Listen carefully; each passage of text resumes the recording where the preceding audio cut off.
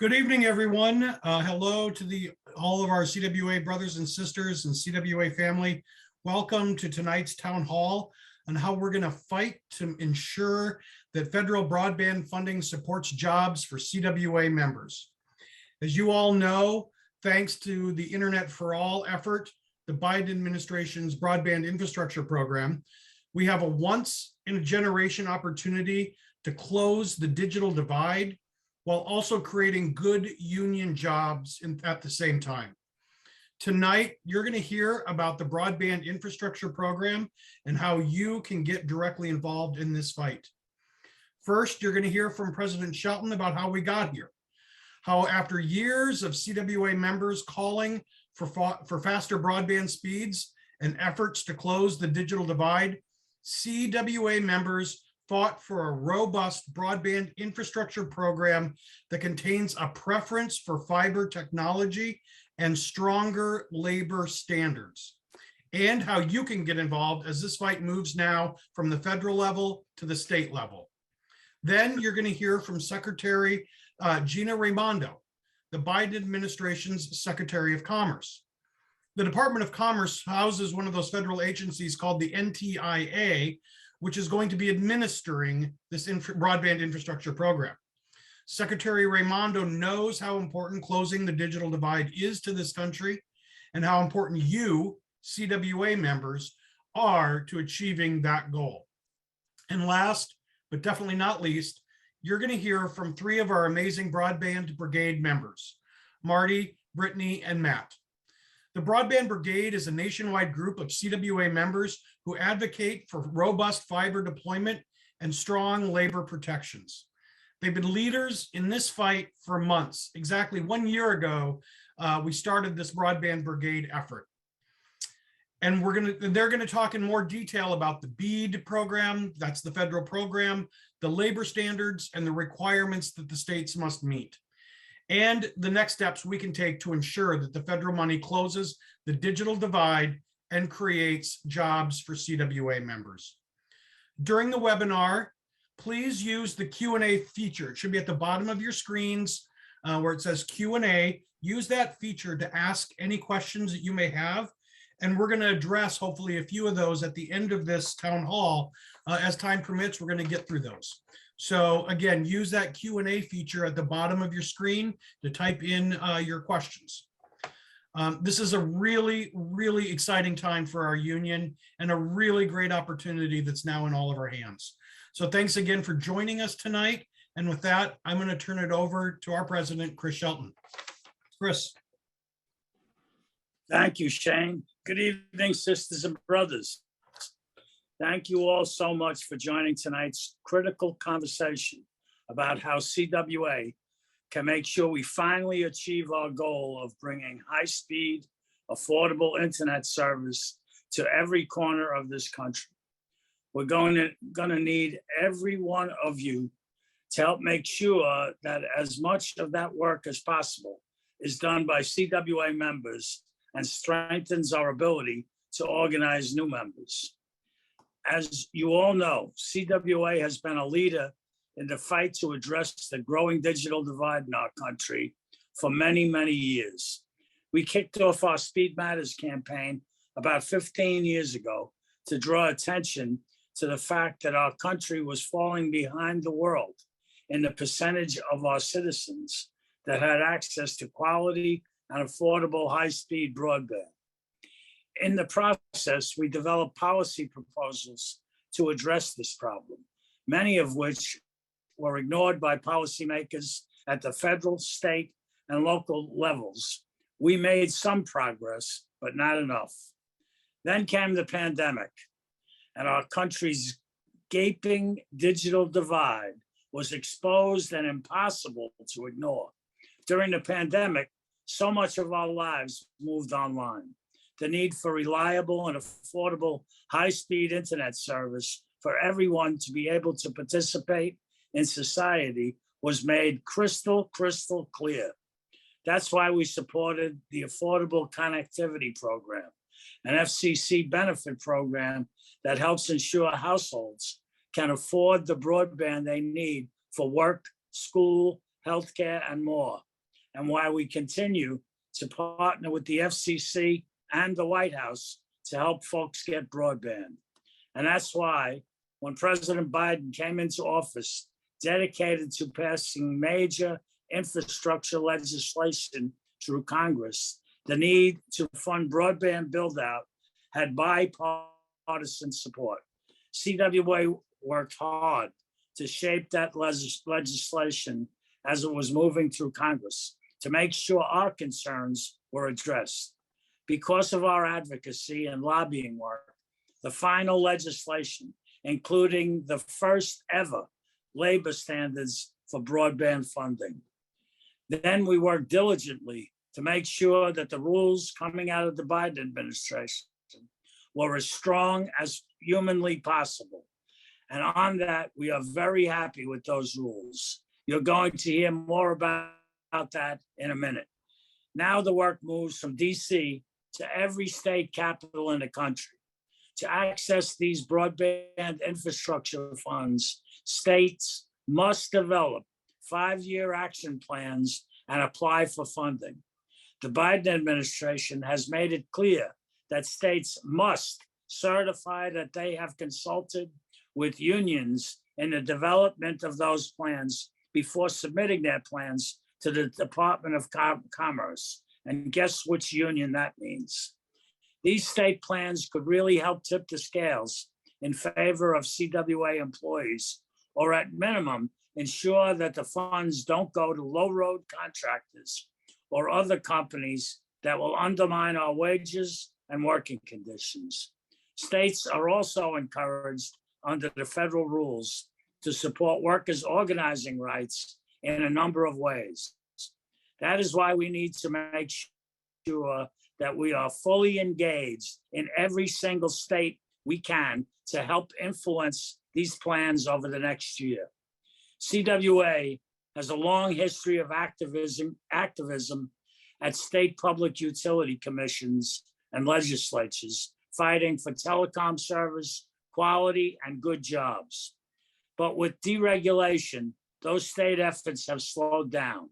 Now we've got to ramp back up. I know that we will be able to do amazing work. That's primarily because of our Broadband Brigade. We've known for years that the best advocates for our broadband policy goals are the frontline workers who know the industry better than anyone out there. So we developed a project using our strategic industry funds that has allowed us to build the skills of around 35 frontline CWA members so that they can be the voices and policy experts advocating for our priorities. I've never been prouder of the work of this union than what I've seen this kick-ass group of members do. I urge you to work closely with them as we move forward with making sure that we take full advantage of this opportunity presented to us to secure good union jobs and make a real difference for our country by bringing true high-speed broadband to every community. We're going to hear from some of the Broadband Brigade members shortly on the next steps for the Broadband Infrastructure Funding Program and how you can get involved. Besides the amazing work of our Broadband Brigade, none of this would have been possible had we not done the work to elect Joe Biden as president and win the Georgia Senate runoff elections. Presidents of both parties have been talking for over 20 years about the need for a major investment in our country's infrastructure. Joe Biden got it done, and our strong labor provisions and fiber preferences are there because of his administration prioritizing union rights and union jobs. The National Telecommunications and Information Administration is the agency that is responsible for setting the rules for the broadband funding. It's part of the Commerce Department. I'm pleased to introduce the Secretary of Commerce, Gina Raimondo, to say a few words. Secretary Raimondo and her staff listened carefully to our ideas on how best to ensure that the broadband funding was used as President Biden and Congress intended to build high-quality broadband and create good union jobs. And here is Secretary Raimondo. Thank you. Thank you to CWA and President Shelton for inviting me to speak today. And welcome to the local union leaders participating in today's town hall. It's wonderful to join you to celebrate the Biden administration's Internet for All initiative. We all know that high-speed internet isn't a luxury, it's a necessity. And for years, CWA has been sounding the alarm about our nation's digital divide. And finally, help is on the way. Just last month, the Commerce Department announced the availability of $45 billion in funding under the Bipartisan Infrastructure Law to ensure all Americans have access to high-speed internet that's affordable and reliable. There's never been this kind of investment in our country's connectivity. We'll improve the quality of life for all Americans, and will ensure every child has the digital tools they need to succeed in school. We'll have an economy where Americans can participate from anywhere and compete everywhere. And as we build these networks, we're going to create thousands of high-paying union jobs using a highly skilled workforce that looks like America. And CWA is going to be absolutely crucial to that work. In advance of our rollout, my team asked stakeholders to submit their ideas for how we could make these programs successful. The CWA leadership took that call seriously and gave us valuable feedback on how we can incorporate strong labor standards and adopt high-road labor practices. And I'm pleased to report to you that we did just that. We're requiring states to prioritize labor law compliance, ensure they use a highly skilled workforce, and consult with unions as they develop their plans. We intend to hold the states to these high standards and hold them accountable. I also want to give a shout out to CWA's Broadband Brigade for working with the states to ensure that the funding is being spent wisely and effectively. Thank you all for your support and enthusiasm for the Internet for All initiative. Working together, we are going to close the digital divide for good and pave a path toward a brighter future for all Americans. Thank you. Thank you, Chris. Thank you, Secretary Raimondo. Now we're going to hear from our Broadband Brigade members. First, we're going to hear from Marty Zeliga, who is our brigade lead for District 4, about the basics of the BEAD program, the timelines to be aware of, the definitions, and what we mean when we talk about the preferences for fiber. Then we're going to hear from Brittany, our newest brigade member, about the labor standards and consultation requirements in the BEAD program. Brittany's from District 6 out of Texas. And finally, we'll hear from Matt out of Louisiana from District 3. He's our brigade lead for District 3, about good standards some states have adopted already and what you can do moving forward to get involved before we answer a few questions. So now I'm going to turn it over to Marty. Go ahead, Marty. Good evening, everyone. Thank you for joining and giving me 5 minutes to talk to you about the BEAD program, which stands for Broadband Equity, Access, and Deployment. I'm going to quickly discuss the NOFO timelines, which are the Notice of Funding, and some definitions and preference for fiber. So the first step in the program is that states must submit a letter of intent by July 18th of this year, and also a request for initial planning funds by August 15th of this year, in order to access the first $5 million in funds. I'm happy to report that within days of the NTIA releasing this Notice of Funding Opportunity, or NOFO, 34 states had already submitted their letter of intent, signaling broad participation in the program across the country. You can quickly Google the letter of intent for BEAD program to see if your state is involved. Within 9 months after they receive their initial planning funds, states must submit an initial draft of their 5-year action plans, followed by a final draft several months later. States receive 20% of their funding after the initial proposals are approved, and the remaining balance of the funds once the NTIA approves the final proposal. Now, how much money will each state receive? At least $100 million. Then each state is granted a pro rata portion of the remaining $37 billion with a B, based on its share of the unserved and underserved locations. That means some bigger, more rural states will be getting in the neighborhood of $1 billion. In order to determine this allocation, the FCC needs to finalize the updated broadband data maps, which is expected in November. Then states will receive a notice of the amount of funding for which the state is eligible. There will be a process for entities to challenge the accuracy of the map information as well as the funding amount. So the NTIA is able to provide technical assistance to states in designing their programs and emphasizes the collaborative nature of the process. To summarize the timeline moving forward, November, December of this year, the maps are released and notice of funding goes to states. June of next year, states must submit draft action plans 6 months after being notified of their funding amount. And there's a rolling timeline for the NTIA to approve draft plans, and states can begin issuing deployment grants. The key points of the notice of funding opportunity is the program will target unserved and underserved locations first. Now, this is exciting because traditionally companies are always invest in major cities, metropolitan areas, which is great, but a lot of the rest of the states get left behind. So the program's principal focus will be on deploying broadband service to unserved locations. And that's defined as those without any broadband service at all, or with broadband service offering speeds below 25 meg down and 3 meg up.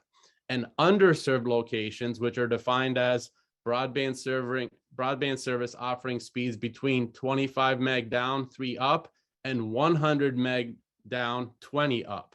So this program is largely for rural areas, though there may be pockets of households in more urban areas that will be eligible if they don't have cable service available.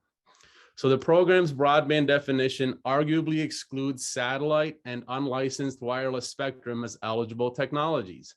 The wireless and satellite industries are fighting this, but in the NOFO, broadband is defined as mass market retail service by wire or radio, which CWA and other experts believe excludes satellite and certain fixed wireless. The NTIA states that funded networks must deliver broadband service with speeds of at least 100 megabytes down and 20 up. In addition, funded networks must meet low latency measures below 100 milliseconds round trip time, ensuring that service will support data-intensive applications now and into the future. The priority broadband projects receive preferential treatment during proposal selection. The NOFO defines priority broadband projects as those with end-to-end fiber optic architecture, explicitly recognizing fiber speed, latency, reliability, and consistency in quality of service. Fiber technology, the NTIA notes, will ensure that network built by the project can easily scale speeds over time to meet the evolving connectivity needs of households and businesses, and support the deployment of 5G, successor wireless technologies, and other advanced services, consistent with the intent of the Infrastructure Act. Now, before we move on to our next speaker, we want some feedback from you. Have you or has someone from your local been in touch with your district broadband brigade lead about the BEAD program? You'll see the poll on your screen.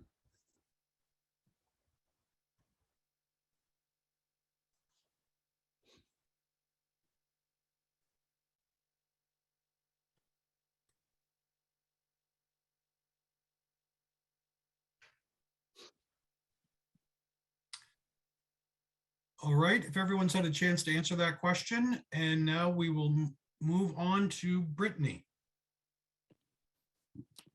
Okay, we're going to go over labor consultation requirement, overview of labor standards, and CWA model language. A key part of the NTIA's rules is that labor must be at the table. The Notice of Funding Opportunity, or NOFO, repeatedly refers to labor unions as stakeholders with whom states must consult in crafting their proposals.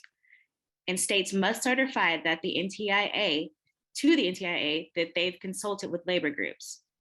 Workforce planning. States are also required to provide for feedback a written explanation of their workforce planning approach, including how they will ensure a skilled workforce, how they will promote partnerships with employers, training providers, and unions, and how they will ensure a diverse pool of workers.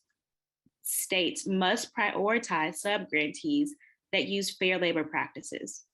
States have to craft their own processes for evaluating subgrantees, but The NTIA lays out criteria which they must incorporate. Favor labor practices, along with cost and affordability, is one of the primary criteria. It incorporates 1, a record of labor compliance, and 2, plans to ensure labor compliance. The NOFO defines record of labor compliance as labor compliance on broadband projects in the last 3 years and includes contractors and subcontractors in this definition. States must collect data on a subgrantee's practices for subcontracting and staffing. And the last one, example of each contractor's past performance. The NOFO defines plans to be in compliance as disclosing 1, wage and overtime practices for each class of employees expected to be involved in physical construction, and 2, how a company will ensure that employees have a worker-selected health and safety committee. The NOFO also allows for multiple factors that can indicate plans to be in labor compliance.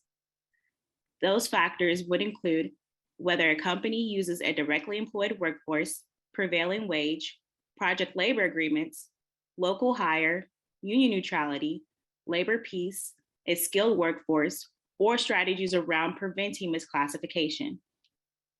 The NTIA requires the state subgrantees to submit plans on how they will ensure a skilled and credentialed workforce. This plan must include disclosing whether they will use a directly employed or subcontracted workforce, what entitles will employ the workforce, and whether the workforce will be unionized. If the workforce is not unionized, the company must also provide job titles, the size of the workforce, and a description of the training and certification requirements for workers. The Notice of Funding Opportunity also provides for other labor-related provisions. The NOFO practices strict requirements around compliance with civil rights and non-discrimination laws.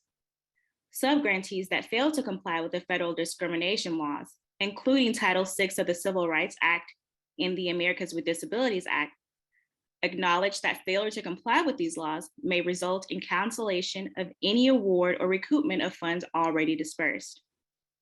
Eligible entities are prohibited from using grant funds to engage in union busting.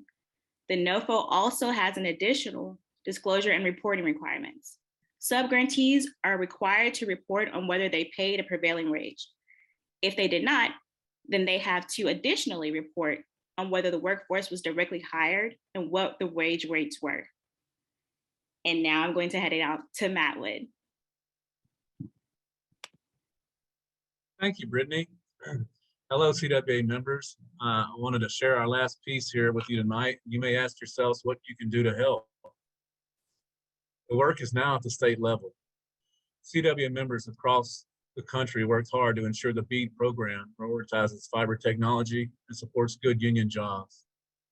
Now that the federal NOFO is out, the work moves to the states. There's a lot of CWA members. There's a lot CWA members can do right now. For example, in New York, the legislature adopted standards that allowed the Division of Broadband Access to establish the procedures to evaluate applications and give preference to applications that are capable of delivering speeds up to 1 gigabit per second symmetrical. They can provide services to locations in unserved areas as determined by the division, ensure that applicants for grant funding have suitable physical, technical, operational, and management capabilities, and ensure prevailing wage applies and that the applicants for grant funding comply with relevant safety standards as determined by the division, including the National Electrical Safety Code and other relevant workplace protections. I want to share with you several things you can do to take action. First, connect with your state Broadband Brigade member. First and foremost, you should learn who the Broadband Brigade member is for your state.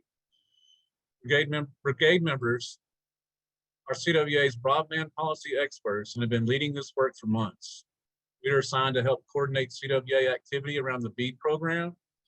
We will send everyone participating in the webinar an email with information on how to connect with your state Broadband Brigade member.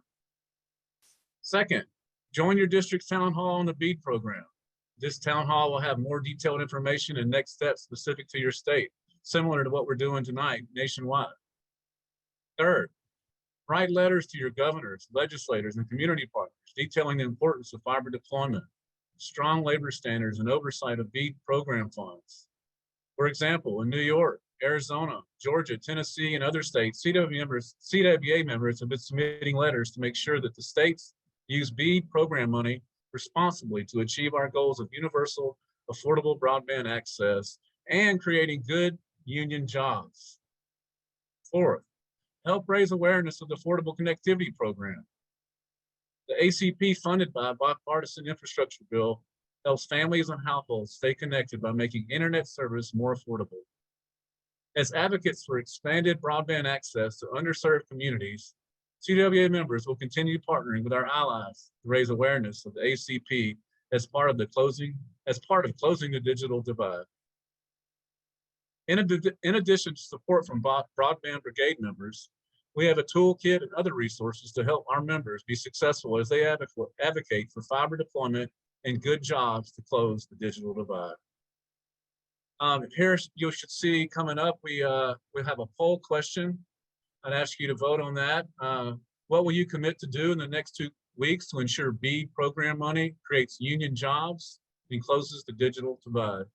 You see there, and I'll kick it over to you, Shane.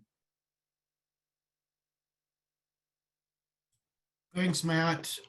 Thanks, everybody. Thanks especially to all of our brigade members who didn't present, especially though to Marty and Brittany and Matt for their presentation tonight. Hope folks can answer that poll question. But again, another big shout out to all of the brigade that have been leading this work. And as you heard tonight, this is where you all come in to help follow their lead and make sure we do the best we can in the States. There were a couple of questions that came up and we'll take a minute to answer those. But now that you've all had an opportunity to really hear all of this, this is also your opportunity to ask some questions. If something wasn't really clear to anyone, as they always say, there's no such thing as a stupid question.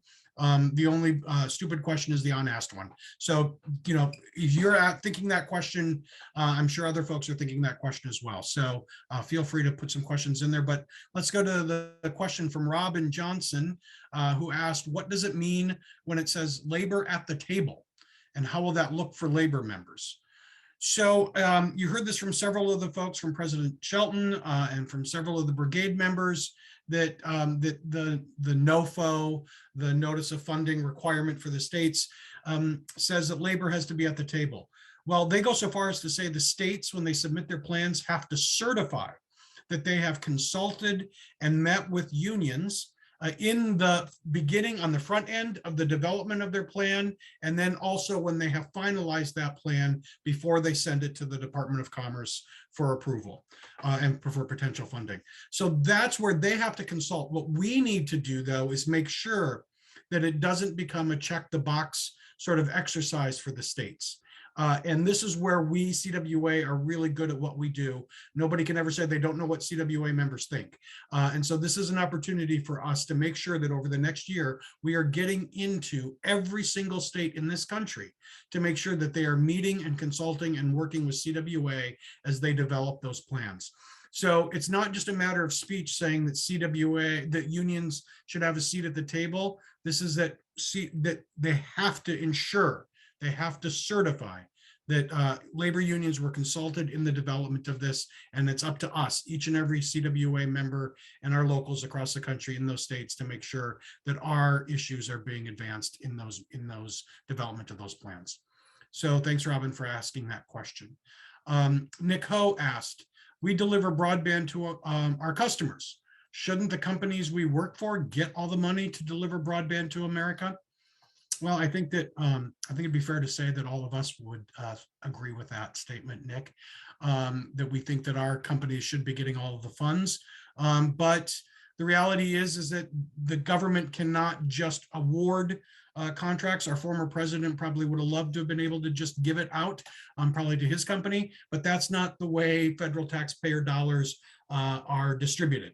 There's a competitive bidding process involved in that. And so this is the process that's required by law for companies to bid for that money as they're developed by the states. And so this is where we worked so hard President Shelton talked about how hard we work to develop the legislation and the language in that legislation, and then working with Secretary Raimondo's team at the Department of Commerce to make sure that our employers, especially with those labor standards, have a leg up in terms of the process here in trying to get the money. We have to make sure our employers go for the money, and then we have an opportunity. We are structuring this so that our employers are the ones who are going to meet those standards because they are unionized. You heard that one of the requirements are that any company receiving the monies have to have a worker chosen safety and health committees in their workplace. We have that, and other companies, especially non-union contractors, do not. So that's another requirement that they're going to have to do. So we have a leg up on some of those things. So that was a good question, Nick. I think we've got a couple of other questions here as well. If the Sandra Parker Murray asks, if the ISPs like Lumen and AT&T are not applying for grants, how will we secure jobs for our technicians who are currently represented by the union and those who are underemployed? Let me see if any of our brigade members want to take a stab at answering that question.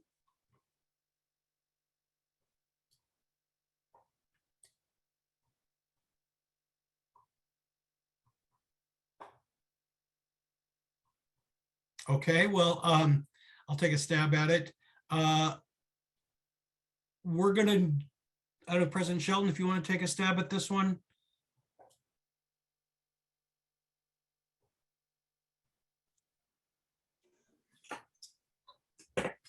This is one, Sandra, where we're going to work to make sure that our employers are applying for those grants, and we're going to make sure this is going to create job opportunities all across the country.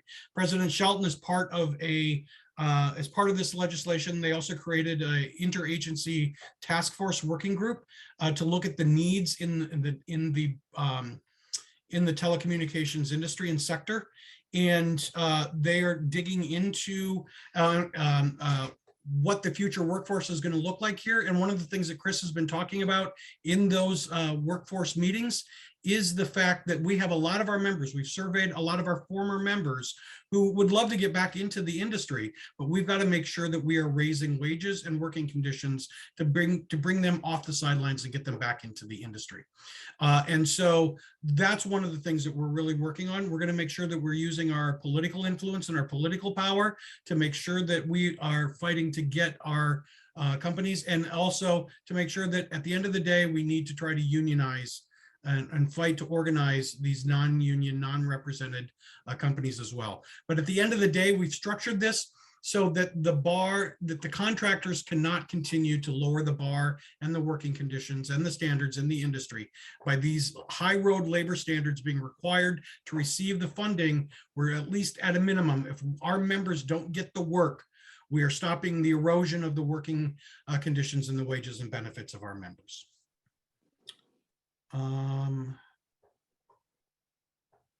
I think those are all the questions. I know, Brian Thorne, did I miss any? You've been monitoring them. Those are all that were sent in the Q&A, but we do have a couple others to go into more detail. Do you want me to read them out? Sure. So Marty, you talked about fiber technology receiving preferential treatment in the NTIA's NOFO rules for the BEAD program. Can you explain in more detail how the NOFO preferences fiber over other technologies? Sure, Brian. So as I mentioned, the NOFO defines priority broadband projects as those with end-to-end fiber architecture. So basically fiber to the prem. What that means is, in short, is that if a deployment bid has a designation of priority broadband project because it's fiber and it's the only bid with that designation, it wins the bid. That's a huge advantage and incentive for companies to deploy fiber where they're able. If there's more than one priority broadband project bid for a certain area, then obviously the regular comparison criteria applies. The NOFO also encourages states to set the extremely high cost per location threshold as high as possible to maximize the potential areas eligible for fiber deployment. So the extremely high cost per location threshold is a category for the sub-grantee process that basically amounts to an economic infeasibility category. The NTA acknowledges that in some areas, though not many, it will be cost prohibitive to deploy fiber. By encouraging the states to set the extremely high cost per location threshold as high as possible, the NOFO is acknowledging that fiber should be an economically feasible option for most areas, and non-fiber deployment should be considered only for limited, very high cost areas. Thanks, Marty. Brian, did you have a couple of other questions?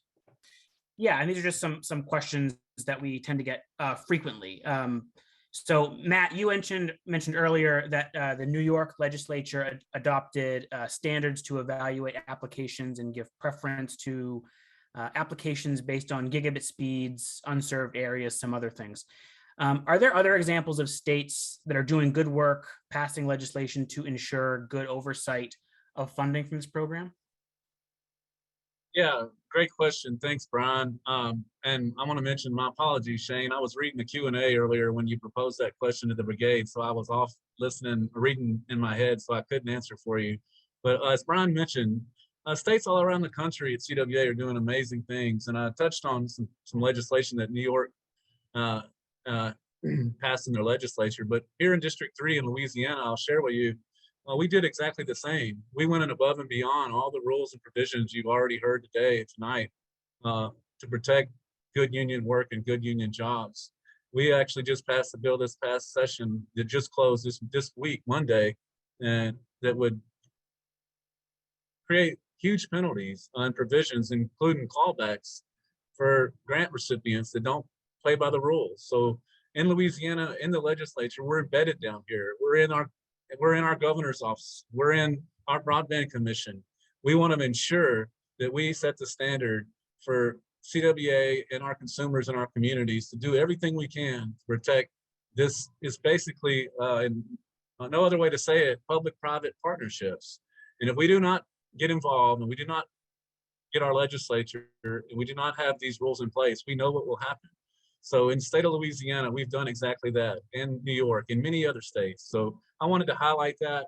I encourage you to get involved in your state legislature with your broadband team and anything you can. It's all right here in front of us on a plate. We have to take it. So thank you for that question, Brian. Thanks, Matt. And this last question is for Brittany. We heard a little bit about the Affordable Connectivity Plan program from Matt and from President Shelton. Could you talk a little bit more about about the program and how it will help close the digital divide? Sure, and I apologize for not being able to turn on my camera. I'm having some technical difficulties with getting the the video on. But broadband deployment, like the BEAD program supports, is an important part of closing the digital divide. But broadband affordability, being able to pay for the broadband, is a major issue too. Too many families don't have broadband at home because they can't afford it. The Affordable Connectivity Program, ACP, provides a discount of $30 per month towards internet service for eligible households. And if you have AT&T Fiber, the going rate is $35, so that's a significant discount, and up to $75 per month for households on tribal lands. Eligible households can also receive a one-time discount for up to $100 to purchase a laptop, a desktop computer, or a tablet from participating providers. A household is eligible if the household income is at or below the 200% of the federal poverty guidelines, or if a member of the household currently exists in an assistance program like the free or reduced school lunch program, SNAP, Medicaid, Social Security benefits, among others. There's about 5 or 6 other ones after that.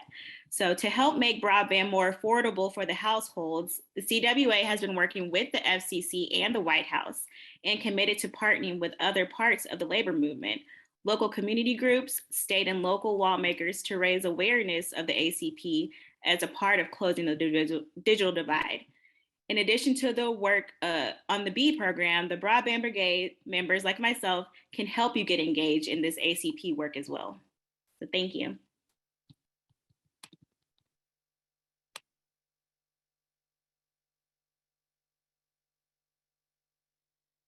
Thanks, Brittany. That's a really key piece, obviously, to all of this. We need to make sure that we're not only building out the network to every corner of this country, but making sure that people can afford it. It's one of the things that the pandemic made especially clear. So the Affordable Connectivity Program is one of the key pieces of all of this to make sure that we address the digital divide. And people have already noticed the great work that CWA has been doing with community partners and others to bring attention to what's available for folks on the Affordable Connectivity Program. So I think, Brian, those were all the questions that we had. Is that right? That's right. Great. So with that, everybody, I just wanted to say thank you, everyone, for joining tonight, and for all of the work and support that you've all done so far on this. We know this was a whole lot of information for folks to digest. We used a lot of lingo and other things, but this is just the beginning. We're going to be following up early next week with a toolkit of information and especially how you can connect with the Broadband Brigade teams and leaders in your states and in your districts. And this, as I said, this is just the beginning. We have a year of this ahead of us, and we're going to be all full steam ahead on all of this. So plenty of opportunities to continue to engage, and we hope each and every one of you engage in this fight over the next year. So thanks, everyone. Have a great night. And stay tuned for more information. Thanks.